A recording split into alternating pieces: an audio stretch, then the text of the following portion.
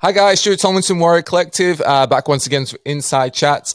Today we're going to be joined by Dr Alexandra Consterdine, currently of the University of Birmingham, but I know her tenure comes to an end there fairly soon. Alex, I'm not actually sure what your title is. I know you're a highly regarded academic and I guess sports scientist, but what can you, rather than me kind of get your role wrong, how would you define your role at the university?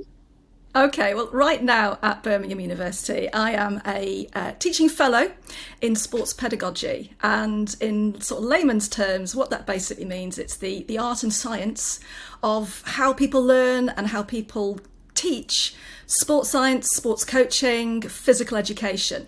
So in a way, it's sort of trying to get to the nuts and bolts of how we can become better coaches, how we can become better exercise practitioners, and so on and so forth. But you did hit on the other element, which is my role will change. So come Friday, I will finish at Birmingham University, and I have just been awarded a position at Nottingham Trent Uni, where I'll become a senior lecturer in the sociology of sport. And given the topics that you want to talk about today, I think that ties in quite well.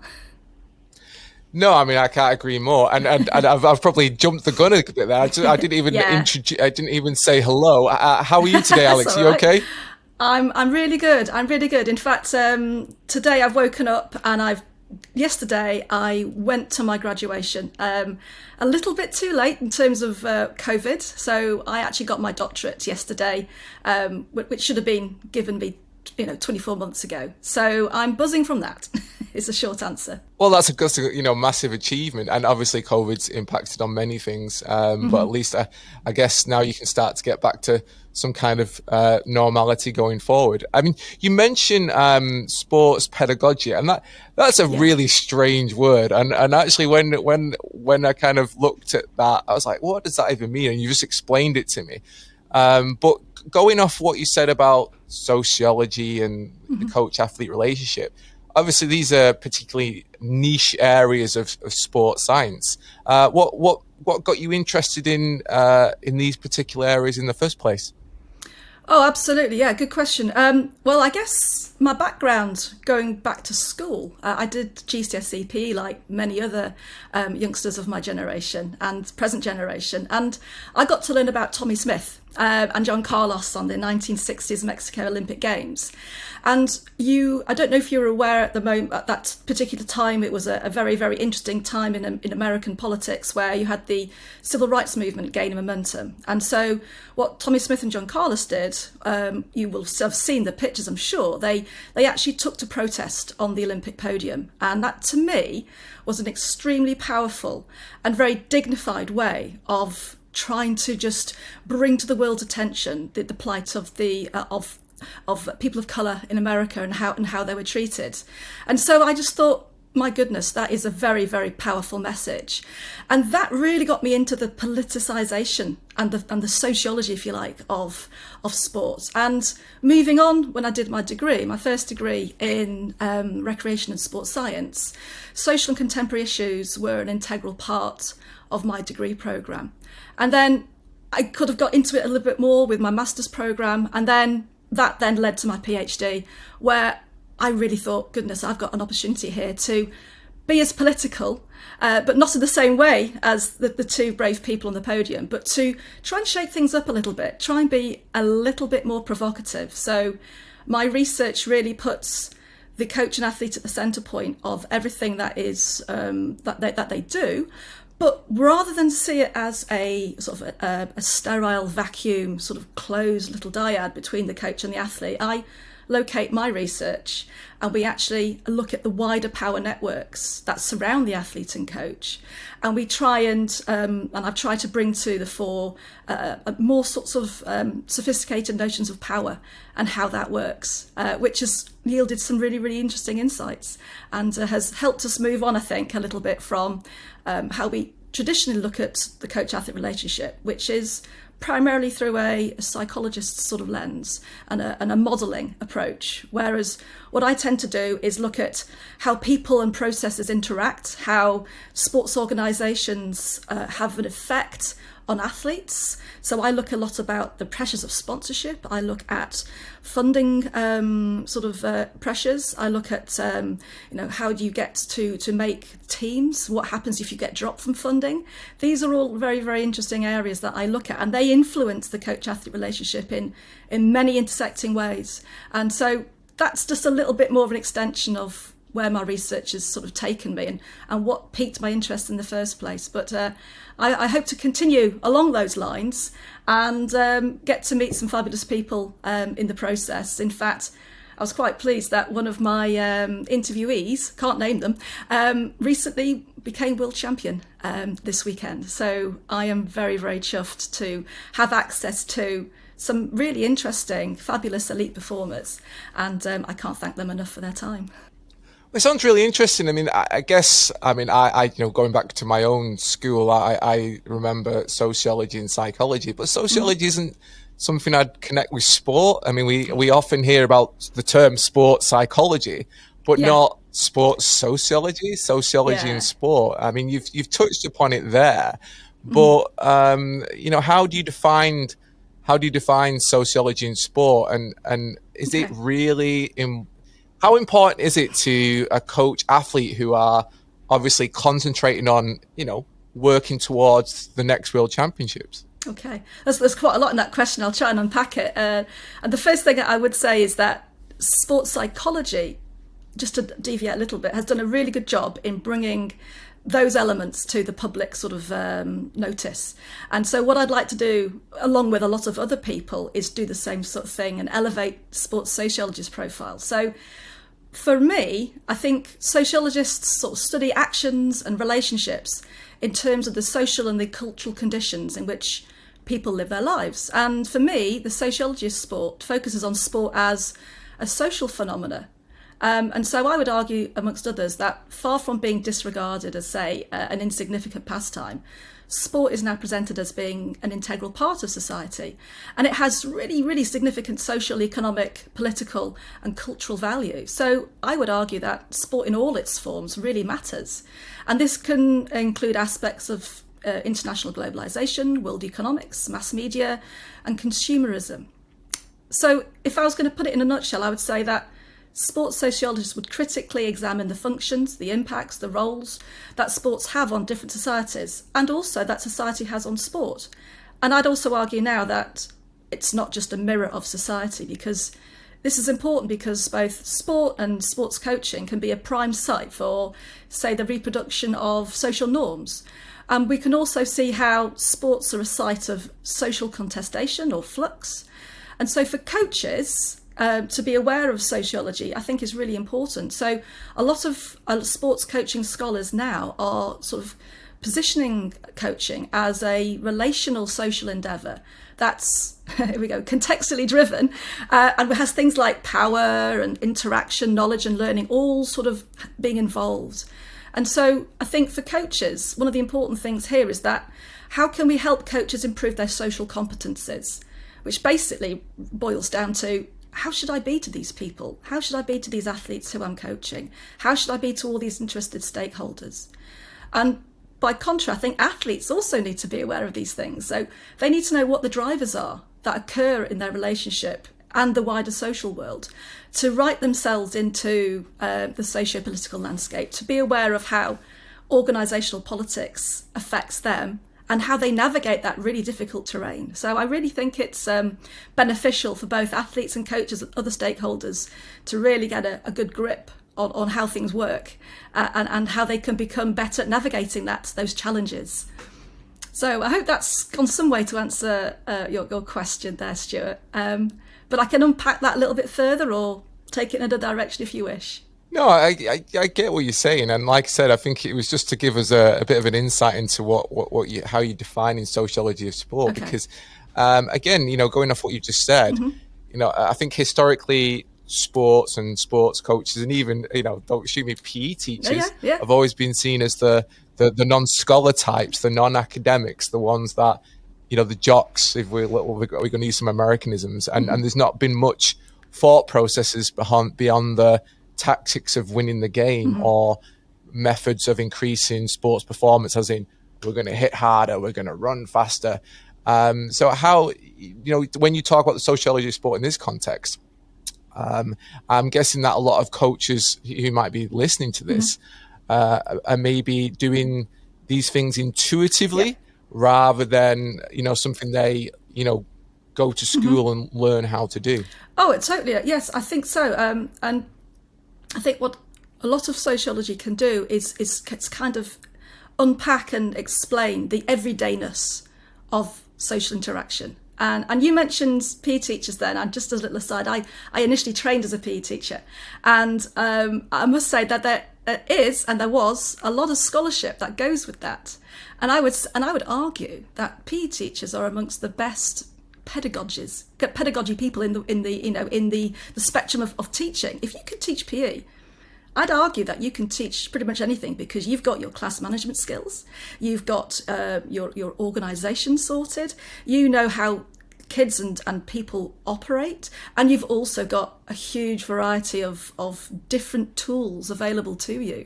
So I would challenge any other teacher who is a classroom teacher to do the same thing in a sports hall with 90 kids all running around and with organised chaos. But there's been a lot of work, particularly the last, I would say, 40 years, on different approaches to sort of teaching and learning. And this has been mirrored in the sports coaching world. And so sports coaching now is really becoming very theoretically driven. It's getting a strong conceptual base. And the research that's out there now is I would say, world class. And it's lifting the subject of sports coaching as a multidisciplinary sort of area. But the sociology of sport is also becoming hugely important for the reasons I've just outlined. And what was the last element of that question, Stuart? I've gone off on a little tangent there.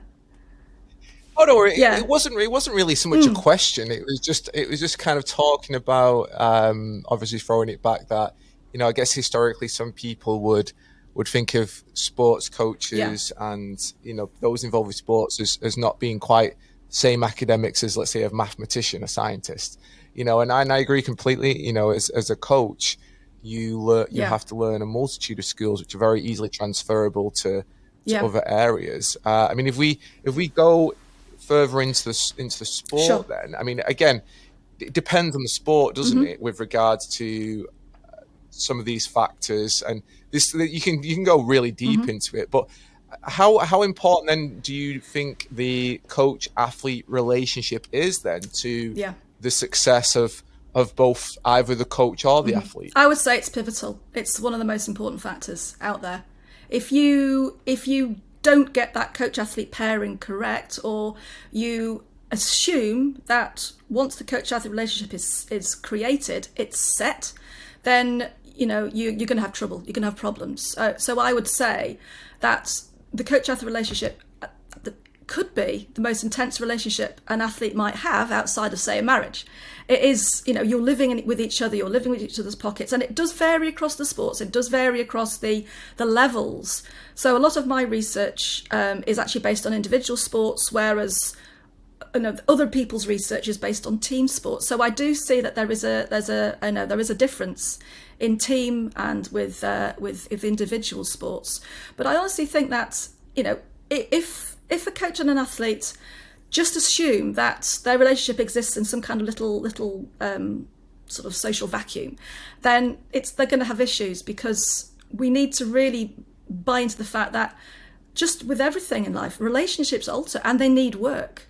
And both athletes and coaches need to really sort of put an effort into that relationship, because they change so much. You can have a young coach-athlete relationship happening when an athlete is at grassroots level, and then that will be markedly different to an elite performer going into their world championships at the age of 27, and who is a well-adjusted, independent, free-thinking, autonomous adult who will have their own ideas about how they want to do things.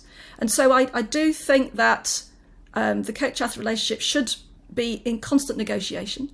It should be in constant flux, and it alters. And I think that there is time. There is like a shelf life for many coach-athlete relationships, and that shouldn't be seen as a failure or as a oh, I didn't work, my athlete has got on to somebody else, that means that I was doing something wrong. I really think that coaches need to understand, or they probably do understand, that what they can offer is something unique, but then the athlete's needs might change, their training levels might change, and because they're improving, hopefully, they might then need to go to either other coaches, and the lead coach then becomes a sort of somebody who delegates roles and has to negotiate with other, say, strength and conditioning, or a sports nutritionist or a sports psychologist. And so the lead coach will then need to act as a sort of a mentor in a way that sort of helps that athlete navigate those different relationships between them. Because as we progress through from grassroots to performance sport, then the nature of the game changes. And very often, an individual coach can't be an expert in every single element that athlete needs in their journey up through performance level and into the higher echelons. So very often you might find coaches actually going off and developing their skills alongside, and that's what a lot of work that has been done at the moment with, say, British athletics, is that some of the sports organisations within UK athletics have actually been focused on developing the coach and the athlete together. So actually matching the athlete learning with the coach learning. And so the coach is then better able to support that athlete in their journey. So whereas, both parties will then work together and explore new ways of doing, which basically means that they need to be open to suggestion. And then this sort of brings into this idea then of a good coach will actually, paradoxically, try and make themselves redundant. If they're doing the best job they can, and that they are supporting their athlete in the way that allows them to be involved with their decision making in terms of their training program and the competitions that they enter, then, and the knowledge that they are sort of helping the athlete gain, and not just performance knowledge, but knowledge about themselves, knowledge about how they operate as an individual as well as an athlete, then in a way the coach will make themselves redundant. They will actually do such a good job that they'll, not that it happens a lot, but the idea is that the coach then almost becomes a mentor, somebody who is an equal in the partnership. So a lot of the work that I do is on power and how that coach-athlete relationships are asymmetrical. But that doesn't mean to say that the coach is the one who's the expert and has so-called all the power, and the athlete is the sort of dependent. I would actually say that in many cases it ebbs and flows, and it changes and alters, and I think that the power balance, and it's constantly being sort of rebalanced, is a key factor in whether or not an athlete relationship actually has longevity, or whether it comes to an end. And very often it's nothing to do with the athlete or the coach themselves. It just might be a sort of a pairing that doesn't have the chemistry, and so on and so forth. So there are many reasons why, say, a coach-athlete relationship might come to an end, but it doesn't have to be on bad terms, and it doesn't have to be all drama and everything. It's just a case of a lot of coaches will actually go, right, I've done the best I can with my athlete, now they need to move on. Here are some people who you might want to work with. And that happens a lot when athletes go off to, say, university, and they leave their sort of home coach sort of behind, and so there might even be dialogue between the university coach and the home coach about how best to support the athlete during a university career, and that, again, that's another interesting angle of how things operate. So I think it really, really varies, and it needs to change, and it needs to develop, and that's kind of where I see it, really. So there we go. I mean, you make some really interesting points there, and actually some of which I've thought about myself. And actually, what a really interesting point that you made there was the timeline and the difference between coaches of this beginning stage, this grassroots, maybe a young athlete, maybe a novice one, and the differences between that and an elite performer. And I guess this is where you see, my background, I come from combat sports, individual sports. And, given what you've said, actually, one of the things as well is there's a lot of combat sports coaches who, again, historically, martial arts was you have one instructor and you're loyal to that instructor, you stay with that instructor, and it's seen as a bit of a negative, you leaving that instructor or that coach to go somewhere else. And actually, if that coach isn't able to take you past the level that you're at, then that's a choice that you kind of have to make. Because again, this in some sports, and again I'm going to pick on combat sports, there isn't a professional development body. So very often if you've developed as this grassroots coach, you may be brilliant at that, but you may have no experience or no real ability to take an athlete successfully, or even a group of athletes successfully and consistently, to continued elite world level. Because it's not always the same thing, is it? Whenever I look at, in talking combat sports, I can see some gyms and some coaches that are really good at this kind of grassroots development, and then other coaches who are really good at these professional teams. They've got 12, 26 world-class fighters that they put out, but then they don't typically have a grassroots program that's very good. It's very difficult to be a jack of all trades in the coaching sense, isn't it? So how do you get then from being a good grassroots coach to becoming an elite level coach? Because that, like you said before, you mentioned about the journey for an athlete and a coach at the same time, but at least with an athlete there's a kind of structure to it, isn't there? You get faster, you win your race, we progress to the next heat, we run harder. But how does a coach go from being, let's say, a lower level grassroots less experienced coach to being a world-class coach able to consistently put out world-class performance? Yeah, that's $1 million question, isn't it? And you've also hit on the fact that it varies so much between sports. Athletics, the sport that I most have to do with, does actually have a structured program, whereas a lot of the combat sports that you're mentioning, either the MMA or other Brazilian Jiu-Jitsu or whatever it might well be, possibly doesn't have the same organizational structure that, say, other sports that who have I would probably say a better sort of position in terms of their longevity in Great Britain. But for something like, say, Taekwondo, now you'll probably know more about this than me, but I'm absolutely sure that there's a performance pathway for coaches in Taekwondo, and the same with Judo. So I think possibly the Olympic sports, which have been sort of inside the program for a while, surely would have a performance pathway for coaches to do. But if in the event that it's not as well established, then how a coach can then gain that experience and gain the knowledge, I would definitely say you need to speak to coaches. You need to speak to other people. There's a lot of work around something called community of practice.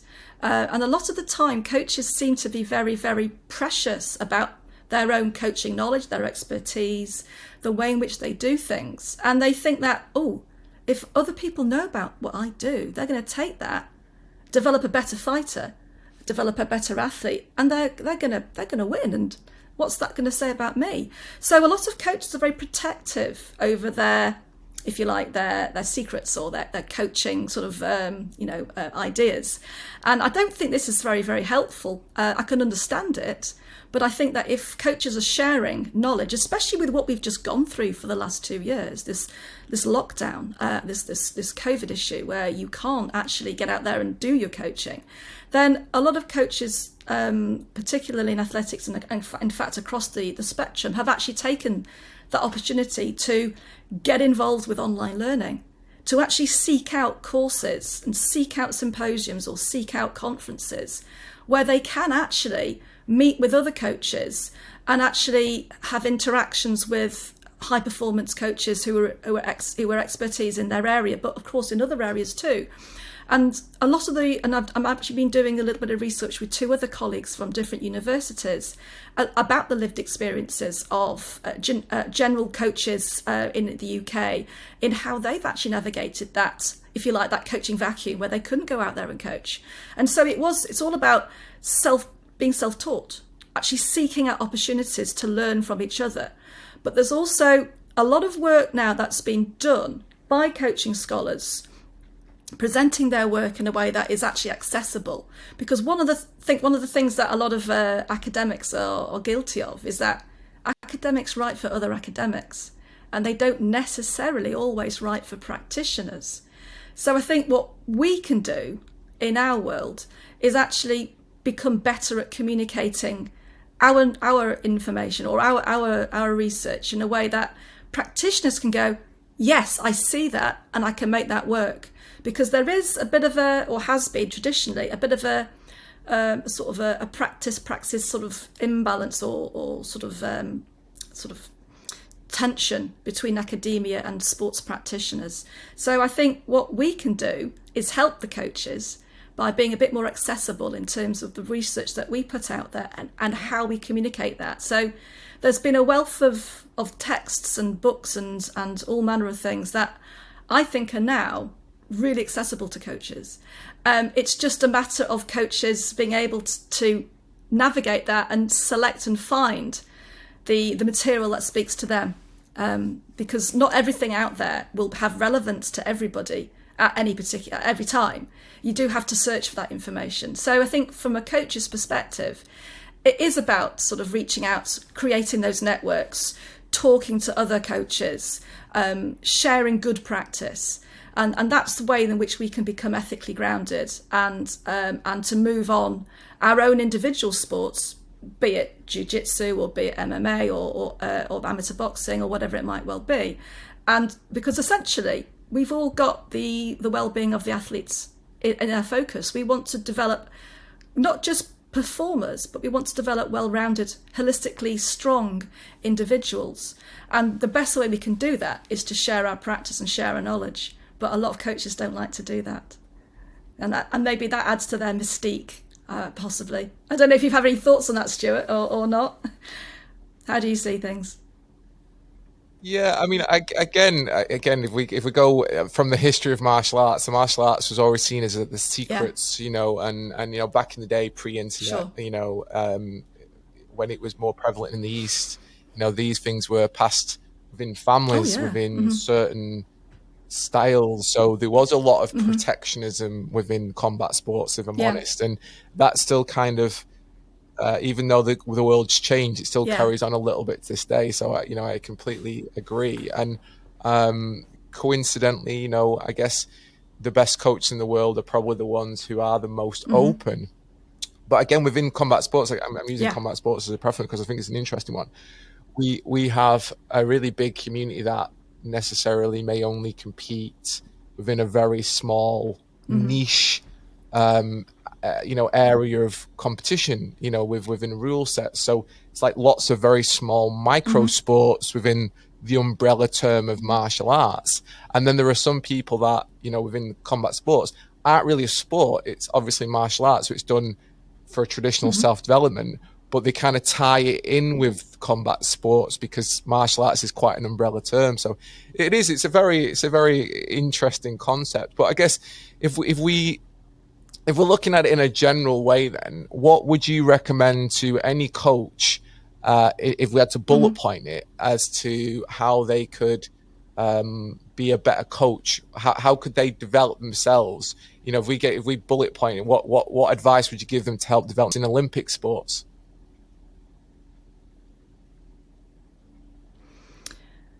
Yeah, that's tough. That's tough.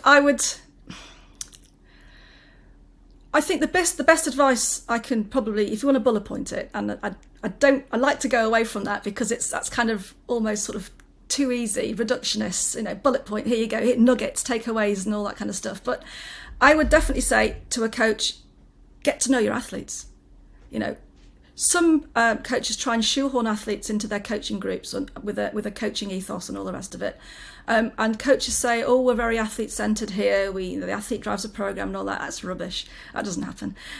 So I honestly think that for coaches to actually understand, get to know their athletes themselves, and to be flexible with their approach. You know, sometimes you as a coach may be experimenting with different ways of doing. Now, you might not be successful with an intervention, but tweak it, change it, alter it, be experimental. Actually, go with your gut feelings. So I'd also say the third bullet point would be know your strengths. And if you are lacking in knowledge in a certain area, go and seek out the expertise. Actually go and actually say, right, I'm going to contact this person here. They are absolutely fantastic at what they do, and I will try and milk them for information or milk them for knowledge. Or go and shadow. Get yourself a mentor. Obviously, Stuart, you say that your area is combat sports. Now, I was lucky enough to do kickboxing, to actually learn some Muay Thai, and I trained with Mark Russell, who was the heavyweight champion of the world, I think 3 times, and he actually wanted to make that transition from a fighter into a coach, and one of the things that he did was to deliberately go and get a master's. So he got a master's in sports psychology, and he then built up a school around him. He actually brought in people who were experts in their field. So he got strength and conditioning experts. He actually got, Brazilian jiu-jitsu expertise. He's brought in ABA boxing people. He's the head coach, but he knows that he can benefit by having all these other people in his stable who he can learn from, as well as support the athletes around him. So that's an example of where it's gone really well. And one of the other benefits that Mark's done in his gym and crew is that he's actually put the community at the centre of everything that they do. And I think that's a really, really powerful tool and a very, very powerful way. So rather than sort of, using it as a way of sort of bolstering an ego or status, is that they've actually put themselves, what can I do for my community? So that might be another bullet point in your how can coaches get better? What can I actually do? And I think the last thing is to be aware that some training practices that you might have done as an athlete or as a combat professional yourself, if you were fighting, some actually may be counterproductive. And so what we need to do is for coaches to be, to actually get involved with what's happening right now and go, is there stuff that we're doing that's actually counterproductive? Is the stuff that we're doing now creating docile athletes, or are we creating active athletes who are having an input into what it is that they're doing? So in a way, you've asked for bullet points and I've tried to, select a few, but as with all these answers, it's never simple. And they are many, many integrated factors and they all intersect. So I'd say for coaches, be self-reliant, get out there and learn, shadow, get yourself a mentor, get yourself some kind of a community of practice and build up that community or get involved with the community. So that would be the conclusion, I think, for that one. But it's all down to you. No, I mean that's an amazing, some amazing answers there, and I agree completely with them. I think when I say bullet point, I guess it was really just to kind of give, because some people, if you give a bullet point, they're then more inclined to go away and research that topic more. So I know. I was just trying to give people a particular framing point. So if we carry on with that coach-athlete relationship, then. How do you define a good coach-athlete relationship then? What's the model that we should all aspire to be for that positive relationship between the coach and athlete? Yeah, a good coach-athlete relationship, I think, it's tricky because there are so many, and it's very, very hard to actually say, this is a great example of a coach, and all coach-athlete relationships should be like this. A good coach-athlete relationship is unique, and I think that it should be based on trust and with equal respect. Once trust and respect are diminished or that there's an issue with that, then either you need to reinvest in that coach-athlete relationship or move on. So it's acknowledging the fact that good coach-athlete relationships will change and they'll alter and the power dynamic will be different. And what works for one athlete certainly won't work for another. When I was lucky enough to do my PhD research and I was talking to athletes and talking to coaches, there was such a variety of approaches and such a variety of of good coach-athlete relationships. And some of the stories that I was being privy to, I mean, I absolutely adored listening to some of the stories. And I was deliciously shocked as well about how athletes respond to their coaches. And I'm going, goodness, how on earth did you get away with that? And sometimes a good coach-athlete relationship is when a coach understands their athletes and gives them that slack to just behave in a certain way, knowing that they're going to come round again and do the activity that they've asked them to do. But for some coaches, if they see dissent, or if they see not necessarily conflict, but being challenged, for some coaches, that's enough. And that athlete is gone. But for others, other relationships thrive on that challenge. And I'm not going to say aggressiveness, because that's what I'm not talking about. I'm talking about the idea of coaches, they need to inspire their athletes. Athletes, they also need to be able to have an impact or an input into what it is they're doing. And if an athlete's just being ridden roughshod, then they're not going to want to run their heart out for that coach. They're not going to want to put their effort into training. They're going to go somewhere else. But similarly, if the training is too easy or the coach isn't inspiring enough, then the athlete will decide to go elsewhere. And I must say that a good coach-athlete relationship, a good coach knows when to back off. A good coach knows when to step in. And the same thing goes for the athletes as well. So what athletes can also do is, the coach's job is there to help the athlete, but I would actually say to athletes, don't be a passenger. Don't just assume that your coach knows everything, because to assume that your coach is the expert in everything means that you're just sort of passively going on for the ride. And I think a really good a way in which athletes can really sort of take advantage or benefit from a positive athlete-coach relationship is to take the lead in some regards, in some respects. Actually get there on time, do the warm-up, don't be prodded or pestered into doing stuff. The athlete is also responsible for social dynamics as well. So let's get some input. And so really, to come back to your question, what makes a good coach-athlete relationship, I would say the capacity for change, for evolution, and to know when it's time to move on, but also to invest. You just can't assume that a good coach-athlete relationship is just going to be, easy. You need to work at it.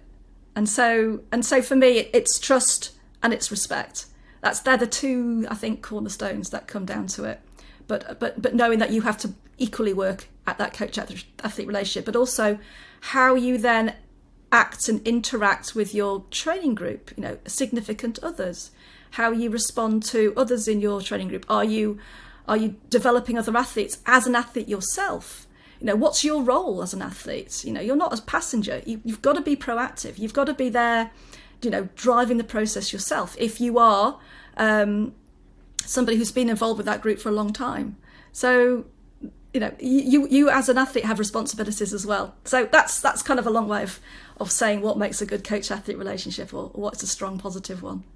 No, again, I agree with you completely. It's not an easy thing to define, like you said, and it will change from sport to sport, from relationship. And I've seen enough different coach-athlete relationships to know that the variety is definitely crazy. Yeah. So it's such a wide spectrum that you see. Mm-hmm. But how definable then is a poor coach relationship? How do you define, something that would give you concern, or something that you think, let's say, for example, if an athlete's listening to this and they maybe have these concerns, how do you define a poor or a negative coach-athlete relationship then? Yeah, and this can come in many forms. Definitely. It's when, I guess, at any particular level, if there's no fun, if there's no passion, and there's no desire to really run your heart out or do the best that you can, that there's something not quite going right there. And if athletes lose the trust or lose respect for their coach in whatever way, then it's time to move on. But we can also look at things from quite a darker perspective, where there have been and there are stories of coach-athlete abuse happening, especially in the media at the moment. There is coach-athlete fallout. There's lots and lots of issues with athlete welfare, athlete sort of mental health, and these are issues of concern for sure. And it's when you've got bullying, harassment, or behaviours which you would be concerned about. And at either end of the spectrum, even things like docility is not a desirable sort of element, where the athlete is so dependent upon the coach that they actually can't operate without that coach.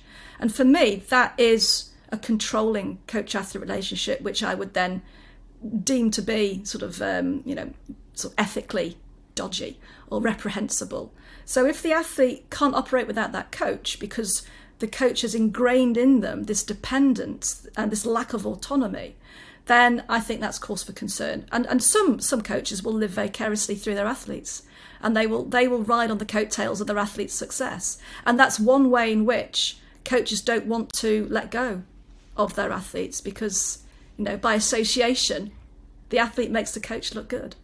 And I find that's a bit dodge. But you see it a lot. But on the other hand, there are so many coaches out there who will go, I've done the best I can for my athlete. Let's introduce you to somebody else and see what you can do with them. But yes, so there are sort of flashpoints or characteristics where you would couch it as being a negative sort of coach-athlete relationship. And just as a little aside, it's not just about interaction. It's not just about behaviours. So it's very easy to look at the coach-athlete relationship purely as interaction or purely as behaviour. But coach-athlete relationships, they have more profound effects.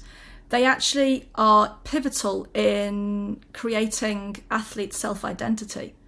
They actually have a real effect on how athletes see themselves. Excuse me. Was I talking about docility and things like that? You were just talking about the docility of the athlete with regards to the coach. Yeah.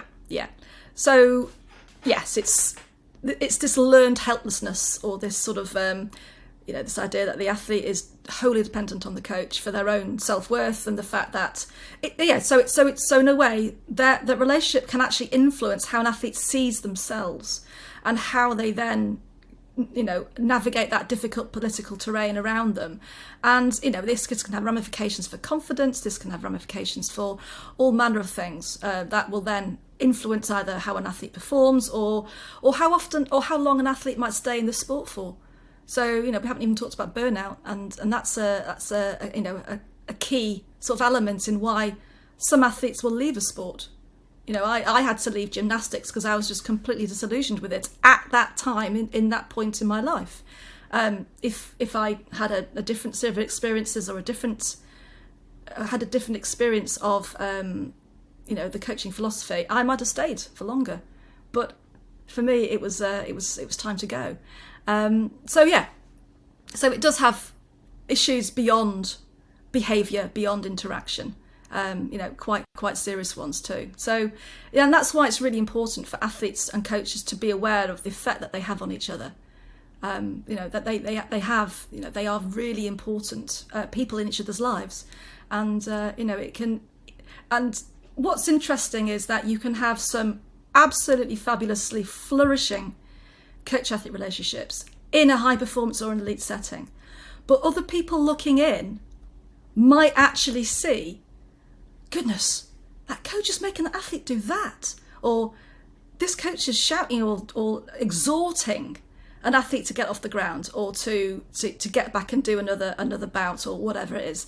How is that going on? So for an outsider to understand what it takes to be a high performance athlete, either be it individual sports or combat sports or whatever it might be, they might not necessarily understand exactly what is going on, because very often coaches need to be able to produce really resilient individuals who can actually deal with the ups and downs of competition. And if an athlete is wrapped in cotton wool all the time, then they are going to really struggle when it comes to a competition and things do not go their way. We are trying to produce tigers and not sheep. So for a lot of people from the outside looking in, they might see some kind of sort of dodgy practices or questionable practices. Well, in actual fact, this is just normal training. And so we can also need to be very, very careful of when we level accusations of abuse at coaches. And that is, well, how do you know what is actually going on? Maybe the athlete has said to the coach, right, when it gets to 3 reps in and I'm on my arse, I need you to shout at me. I need you to tell me to get off the floor. I need you to really, really give me a rocket. And for other athletes, the opposite will be true. And they would have a very different sort of requirement or a different way of interacting with their athletes. So yeah, it's horses for courses, really. So that's a very long way of sort of saying that the coach-athlete relationship can be explained in positive or negative terms, but there's also a very, very much a grey area as well, where certain training practices might be seen as being questionable for people on the outside who don't understand what you need to be able to do to be able to sort of bring out the best in their athletes. So hopefully that's answered one of your questions. Yeah, no, it's great. Where I was going with this as well is, obviously we've talked about the importance of the coach-athlete relationship, but then there are some sports, again, I'm going to go off combat sports, mixed martial arts, for example, that require a multitude of different skills, a multidisciplinary approach. And what you sometimes see in some athletes, even from low levels, but mainly as we start to creep up in terms of ability, is they take responsibility for their own coach management, and then they might do a session with this coach Monday, a session with that coach Wednesday, a session with that coach Thursday. Now, if the athlete becomes almost their own head coach, do you see that as a positive thing or a negative thing? Because typically in mixed martial arts and combat sports, we don't usually see this good success for an athlete who takes on that role for themselves too much. Obviously, it's like you mentioned before, you don't want to be docile, being an athlete, you want to go out there and put the extra work in, but also there needs to sometimes be that separate outside influence who looks at the whole picture, who can, look at how things interact with each other and maintain that coach role. Am I wrong, or is it possible to be wrong? No, not at all. No.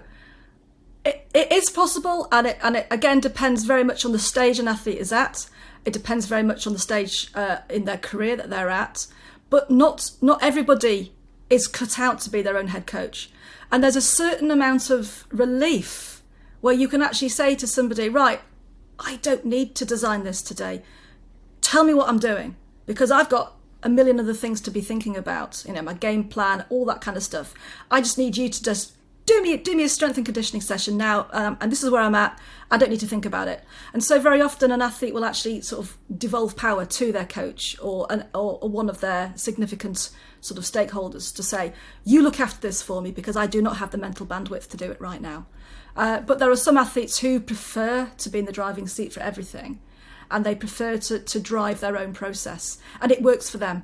But I think you really have to be really organised and know exactly what it is that you're doing, and it takes a certain mindset, a certain stage of a person's career. I've seen it in some of the athletes that I've interviewed. They've had a series of very, very long-term, very useful coach-athlete relationships, but ultimately they work better when they're in the driving seat and they are bringing in experts to help them at particular times, but ultimately they are going off and doing their own thing.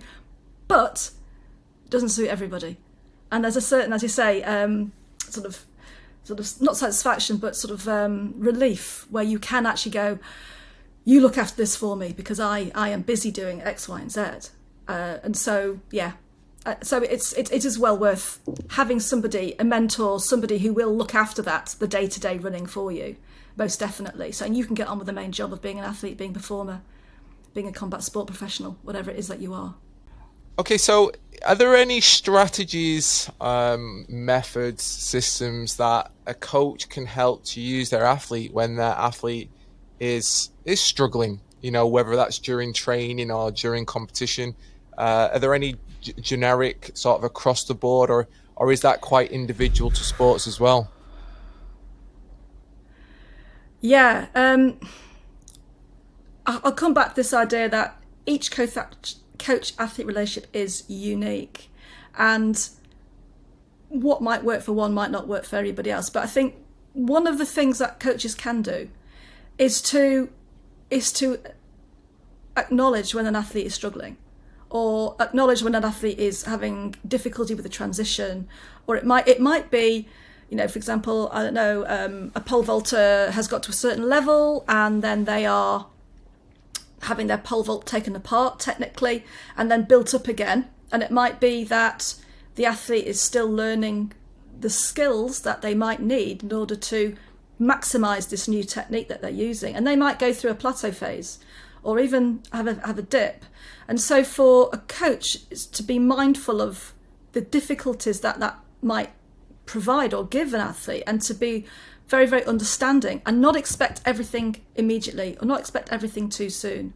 So that's one thing. So actually listening to athletes, it might be that there are things happening that are beyond the context of the sport. And so the coach almost becomes an additional parent.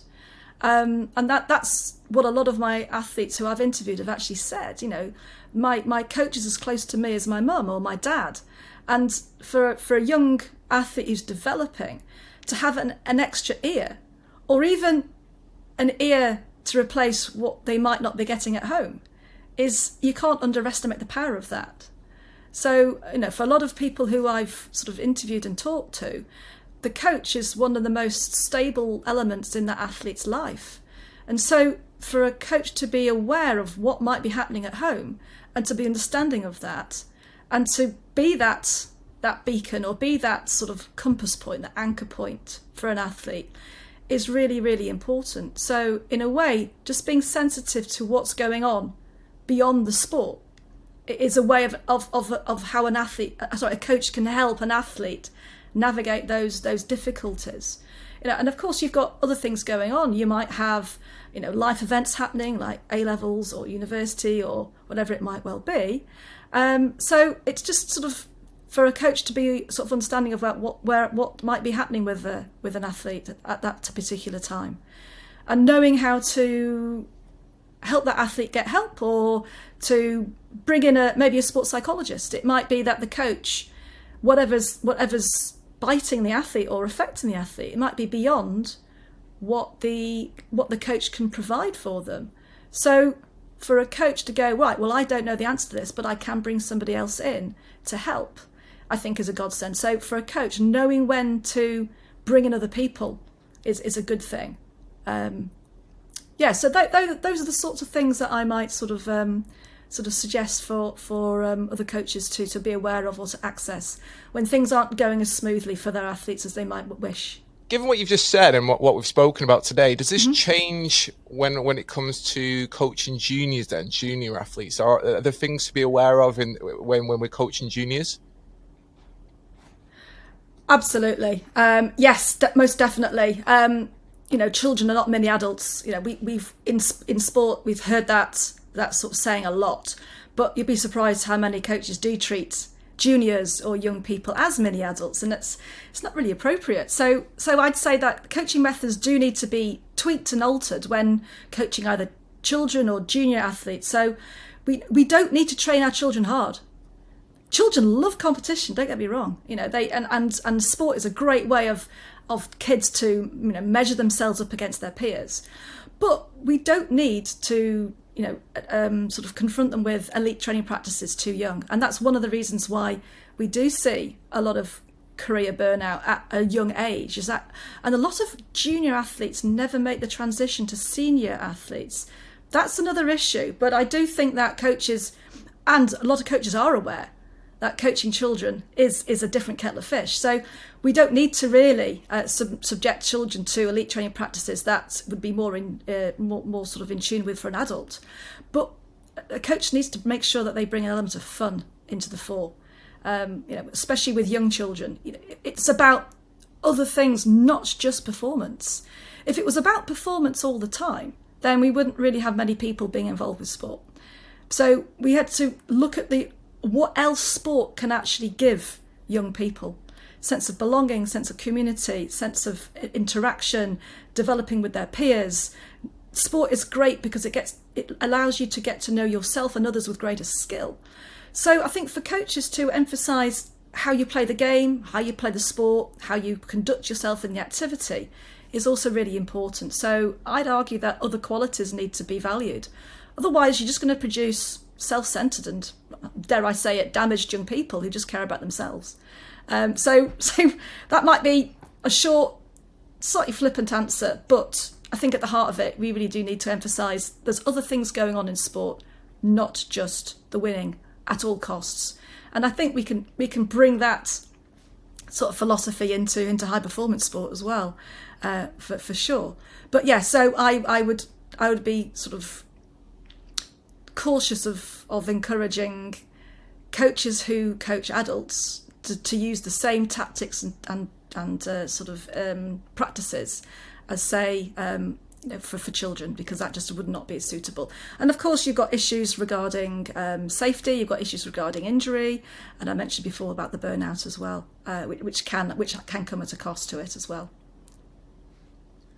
And if we go to coaches then, obviously coaches carry a lot of pressure, and there's a lot of pressure in being a coach especially of elite level performers where, the burden for the loss can sometimes be carried on their choice of training schedule, their choice of tactics. In your opinion, how, and again, there's been historical incidents of coaches, mental health issues, even suicide. How can we best support coaches in terms of their own mental health and looking after themselves, even at these upper echelons? Absolutely. Hard question to answer, really, because to be in high performance coaching or performance coaching, developmental coaching, you need to put the hours in, and it's a demanding job for, dare I say it, not very much return in terms of pay and conditions. It's tough. If your only income is from coaching, then you need to be doing it all the time.